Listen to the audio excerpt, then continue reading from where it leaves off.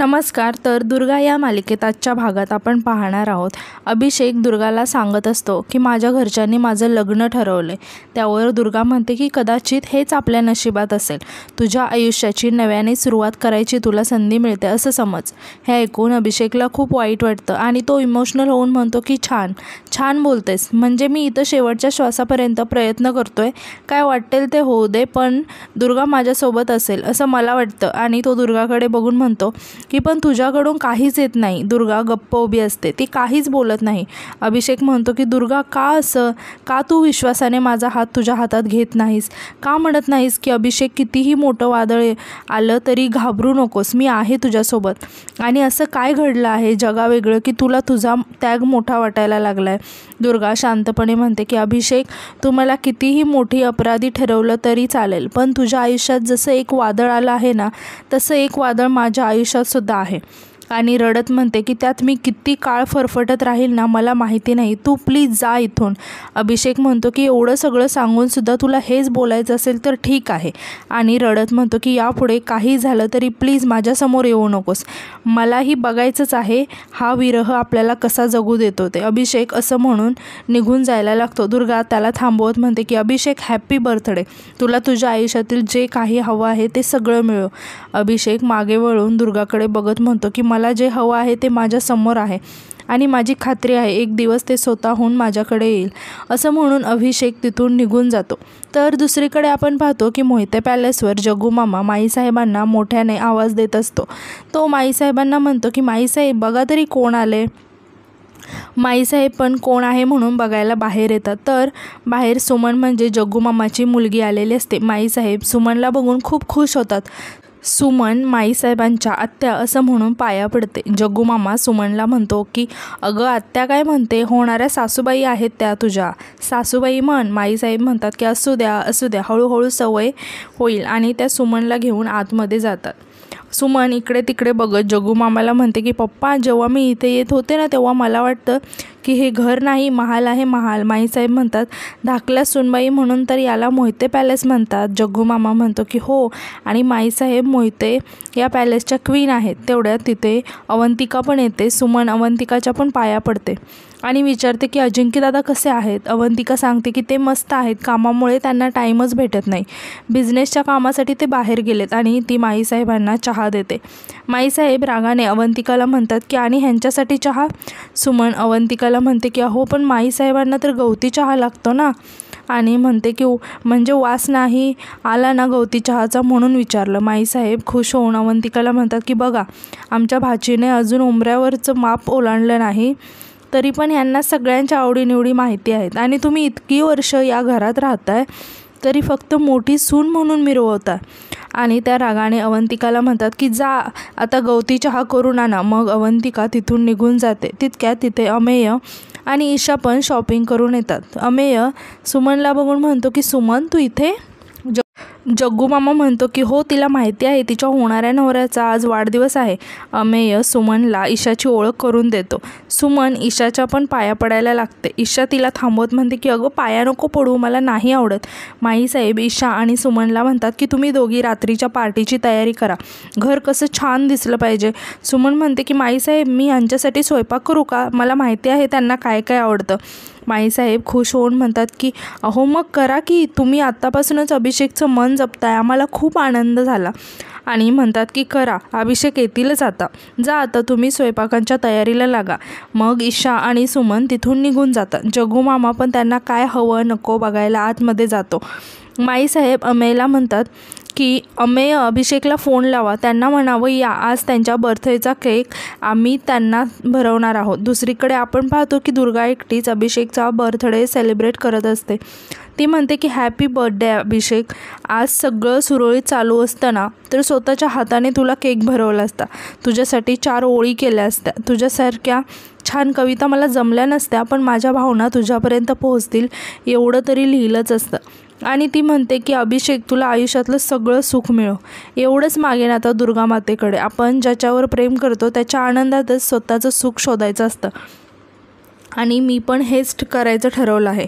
आता आपल्याला कितीही त्रास झाला तरी आपला प्रवास इथंपर्यंतच होता. तेवढ्यात तिथे गौरी येते. दुसरीकडे आपण पाहतो की अभिषेक गाडी चालवत असतो आणि त्याला दुर्गासोबतचं त्याचं बोलणं आठवत असतं आणि तो रडत असतो. तर दुसरीकडे आपण पाहतो की माईसाहेब, अवंतिका आणि सुमन स्वयंपाकघरात बोलत उभ्या असतात. सुमन माईसाहेबांना चहा देते. माईसाहेब सुमनला म्हणतात की गवती चहा अगदी मस्त झाला आहे आणि त्या अवंतिकाकडे बघून म्हणतात की तुमच्या हातासारखी चव दुसऱ्या कोणाच्याच हाताला नाही. अवंतिकाला खूप राग येतो आणि ती माईसाहेबांना म्हणते की माईसाहेब स्वयंपाकाचं काय करायचं आहे. सुमन मध्येच म्हणते वहिनी अहो आज सोमवार ना, मग आज दोडक्याची भाजी करायची. हे ऐकून माईसाहेब खुश होतात आणि म्हणतात की खंडेराया अगदी आम्हाला हवी होती तशीच सून घातलीस आमच्या पदरात, असं म्हणून त्या खंडेरायाला हात जोडतात. तितक्यात तिथे अमेय येतो. अमेयला बघून माईसाहेब म्हणतात की काय झालं अमेय, अभिषेकची झालं का बोलणं, कधी येत आहेत ते. आणि सुमनकडे बघून म्हणतात की अहो आमच्या धाकल्या सुनबाई वाटेकडे डोळे लावून बसल्यात.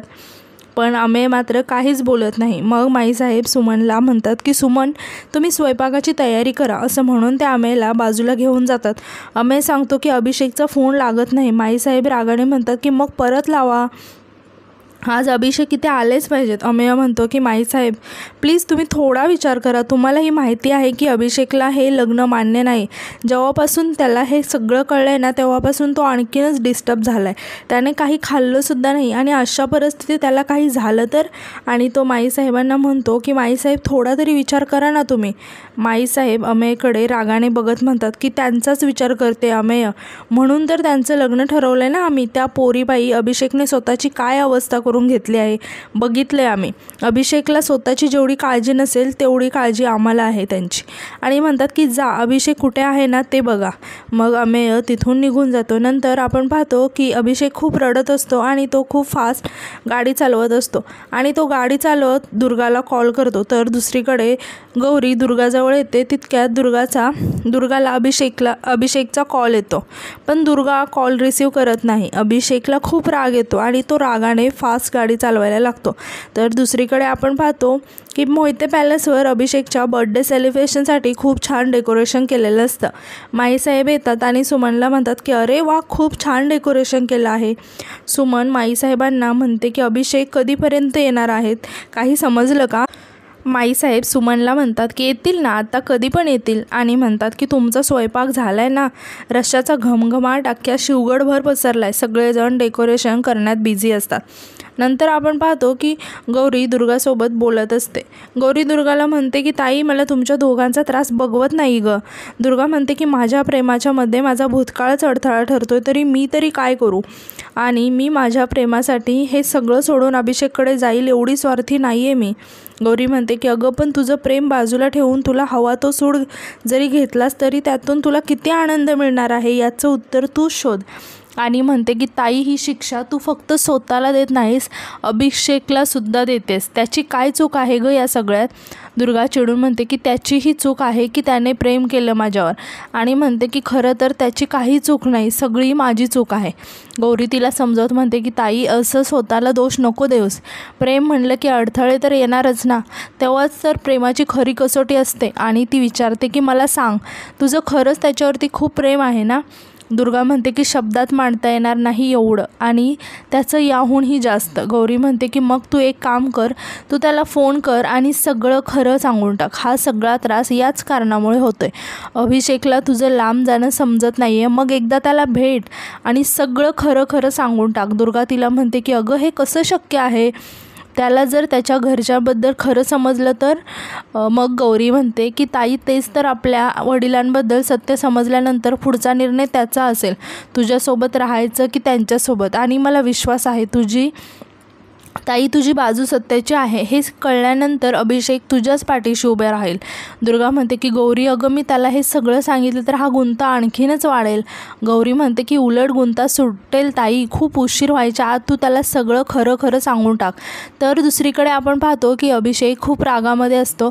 तो खूप फास्ट गाडी चालवत असतो. त्याला चक्कर येत असते आणि त्यांचं कंट्रोल सुटतं आणि गाडी एका झाडावर जाऊन धडकते आणि त्याचा ॲक्सिडेंट होतं. तर दुसरीकडे आपण पाहतो की अमेयला कोणाचा तरी कॉल येतो आणि तो खूप शॉक होऊन म्हणतो की काय, हे कसं शक्य आहे. सगळेजण घाबरून अमेयला विचारतात की काय झालं. अमेय सगळ्यांना सांगतो की अभिषेकचा ॲक्सिडेंट झाला आहे. घरातले सगळेजण हे ऐकून खूप घाबरतात. तर दुसरीकडे अभिषेकला हॉस्पिटलमध्ये घेऊन आलेले असतात आणि डॉक्टर त्याची ट्रीटमेंट करत असतात. डॉक्टर नर्सना ऑपरेशन थिएटर रेडी ठेवायला सांगतात.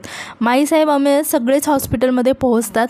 माईसाहेब अभिषेकला बघून रडायला लागतात. डॉक्टर बाहेर येतात. अमेय डॉक्टरांना म्हणतो की डॉक्टर, आम्ही पेशंटचे नातेवाईक आहोत, काय झालं आहे नक्की. दादासाहेब डॉक्टरांना म्हणतात की आता जे काही झालं आहे ते खरं सांगा, उगाच लपवाछपी करू नका. डॉक्टर सांगतात की खरं सांगायचं तर सिच्युएशन खूप जास्त क्रिटिकल आहे. कारची धडक इतकी जोरात होती ती जागच्या जागी अभिषेक बेशुद्ध झालेत आणि ब्लड लॉससुद्धा खूप झालं आहे. माईसाहेब रडत डॉक्टरांना म्हणतात की पाहिजे ते करा डॉक्टर, वाटलंच तर बाहेरून डॉक्टर बोलावा, पण अभिषेक सही सलामत इथून बाहेर पडलेच पाहिजेत. डॉक्टर म्हणतात की हे बघा, आमचे प्रयत्न चालूच आहेत, असं म्हणून ते आतमध्ये निघून जातात. माईसाहेब अभिषेककडे बघून खूप रडत असतात. नंतर आपण पाहतो की दुर्गाला वर्तमान न्यूजमधून कोणाचा तरी कॉल येतो. ते तिला सांगतात की दादासाहेब मोहिते यांचा चिरंजीव अभिषेक मोहिते यांचा खूप मोठा ॲक्सिडेंट झाला आहे. ही न्यूज आम्हाला मिळाली. हे ऐकून दुर्गा खूप शॉक होते आणि तिला काहीच सुचत नाही. आणि तिला असं घाबरलेलं बघून गौरी दुर्गाला विचारते की ताई, अगं कोणाचा फोन होता आणि काय झालं आहे. तर दुर्गा घाबरत अडखळत आणि खूप रडत असते आणि म्हणते की अभिषेकचा ॲक्सिडेंट झाला आहे आणि मला जायलाच हवं, असं म्हणून ती तिथून निघून जाते. तर इकडे हॉस्पिटलमध्ये अमेय डॉक्टरांना भेटून जग्गू मामा अमेयला विचारतो की काय झालं, काय म्हणाले डॉक्टर. अमेय सांगतो की डॉक्टर म्हणत होते की एकतर गाडी खूप स्पीडमध्ये होती आणि त्यात अभिषेकने 2 दिवस काहीच खाल्लं नाही म्हणून त्याला चक्कर आली असावी. हे ऐकून माईसाहेब खूप रडायला लागतात आणि दादासाहेब माईसाहेबांना शांत करत म्हणतात की रेवतीबाई, नका रडू, आता रडून काय फायदा. घरात चिरंजीवशी जरा चांगल्या वागल्या असतात तर हे असं झालं नसतं. जग्गू मामा म्हणतो की माईसाहेबांनी काय केलं आहे यात. दादासाहेब रागाने म्हणतात की तू गप्प रे, 1000 वेळा सांगितलं होतं की पोराच्या मागे लग्नासाठी लागू नका. पोराने असा डोक्यात राग घालून घेतला, जरा दमानं घ्या म्हणलं तरी नाही. आणि ते माईसाहेबांना म्हणतात की तुम्ही कोणाचं ऐकायचं नाही, असं ठरवल्यावर काय करायचं आम्ही. माईसाहेब रडत दादासाहेबांकडे बघून म्हणतात की अहो, अपघात काय आमच्यामुळे झाला आहे का. आम्ही आई आहोत त्याच्या, जे करतो ते त्यांच्या चांगल्यासाठीच करतो. अमेय त्या दोघांना थांबवत म्हणतात की दादासाहेब, आता हा विषय नको ना, तुम्ही दोघेही शांत व्हा. तितक्यात तिथे डॉक्टर येतात आणि म्हणतात की दादासाहेब, आपल्याला आता लगेच अभिषेकची सर्जरी करावी लागेल. रक्त खूप गेले आणि उशीर झाला तर अभिषेक कोमात सुद्धा जाऊ शकतील. हे ऐकून सगळेजण खूप घाबरतात. तर दुसरीकडे आपण पाहतो की दुर्गा हॉस्पिटलमध्ये निघालेली असते. गौरी तिला थांबवत म्हणते की ताई, तुला माहिती आहे का तो कुठे आहे. दुर्गा रडत म्हणते की गौरी, मला काही कळत नाही. आणि ती रडत म्हणते की त्याला काही झालं तर मी नाही जगू शकत. गौरी म्हणते की ताई, तू एक काम कर ना, त्याचा भाऊ, त्याला तू भेटली होती ना, त्याला कॉल करून बघ ना. दुर्गा म्हणते की पण त्याचा कॉन्टॅक्ट नाही आहे माझ्याकडे. गौरी म्हणते की मग तू अभिषेकच्या फोनवरती कॉल कर, त्याच्या आजूबाजूला कोणीतरी असेलच ना, ते सांगतील तुला.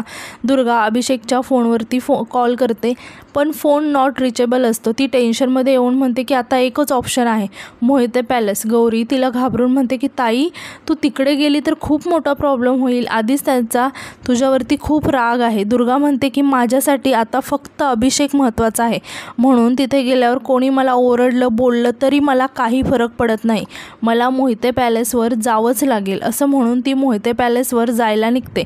आणि आजचा भाग इथेच संपतो. तर तुम्हाला माझे रिव्ह्यूज कसे वाटतात हे कमेंटमध्ये नक्की सांगा आणि आपल्या चॅनलला सबस्क्राईब करायला विसरू नका. धन्यवाद.